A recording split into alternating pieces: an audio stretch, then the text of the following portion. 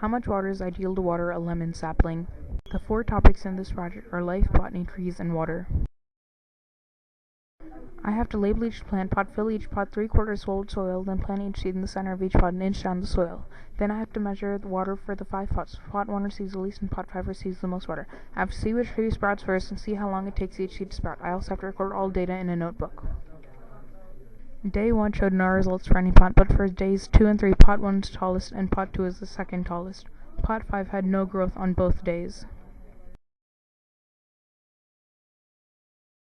On day 4, pot 1 was about 6 centimeters tall, and pot 2 is now the tallest. On day 5, pot 1 was the same height as last week, and pot 2 is now the tallest pot. Pot 5 had no growth on both of those days, except for on day 4 when it had very, very small growth.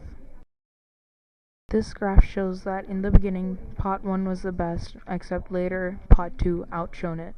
This chart shows the same thing as the graph, that in day 1 nothing happened, in day 5 pot 2 was the tallest. This chart shows the same thing. 50 milliliters was too dry, and 150 and 200 milliliters are way too wet. 75 and 100 milliliters were perfect.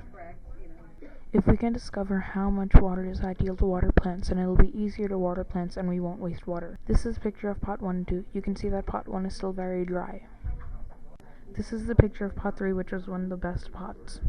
This is a picture of pots 4 and 5. They both had close to no growth at all. In conclusion, my project is about life in plants. My question was how much water is necessary to water a lemon sapling, and that is approximately 75 to 100 milliliters.